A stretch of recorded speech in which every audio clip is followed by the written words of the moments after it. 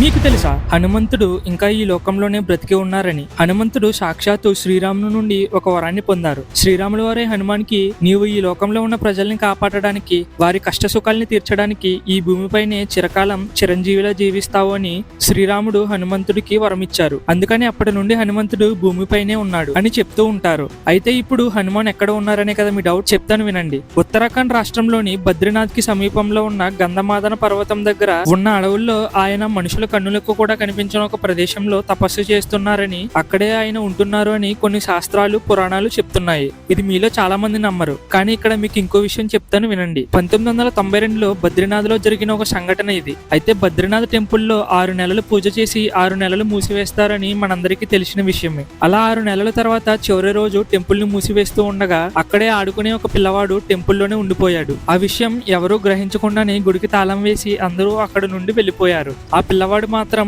6 నెలల పాటు ఆ బద్రీనాథ్ గుడి లోపలే ఉండిపోయాడు. కట్ చేస్తే 6 నెలల తర్వాత గుడి తలుపులు తీసి చూడగా ఆ పిల్లవాడు అదే గుడిలో ఉండడం చూసి అందరూ తనని అడిగితే, ఆ అబ్బాయి ఇలా అనుకోకుండా ఇక్కడే ఇరుక్కుపోయా అని జరిగిందంతా వాళ్ళతో చెప్పాడు. అప్పుడు వాళ్ళంతా 6 నెలల పాటు నువ్వు తిండి లేకుండా ఇంత చలిలో కూడా ఇంత ఆరోగ్యంగా ఎలా ఉన్నావని ఆ పిల్లవాడిని అడిగారు. అప్పుడు ఆ పిల్లవాడు ఇక్కడికి రోజు హనుమంతుడు వచ్చి పూజలు చేసి నాకు ప్రసాదం పెట్టేవాడు అని వాళ్ళకి చెప్పాడు. అప్పుడు అక్కడి వాళ్ళంతా ఆశ్చర్యానికి గురయ్యి ఒక విషయాన్ని అర్థం చేసుకున్నారు. 6 నెలల పాటు గుడిలో దీపం మారిపోకుండా అక్కడ ఉండే పువ్వులు కూడా వాడిపోకుండా ఉండడానికి కారణం హనుమంతుడు అని తెలుసుకున్నారు. అందుకే ఇప్పటికీ హనుమంతుడు బద్రీనాథ్ చుట్టుపక్కలే ఉన్నట్టు నమ్ముతారు. వెళ్లే ముందు ఒక లైక్ చేసి హనుమాన్ని తలుచుకుంటూ జై శ్రీరామ్ అని కామెంట్ చేయండి ఫ్రెండ్స్. మరొక కొత్త వీడియోతో మళ్ళీ కలుద్దాం.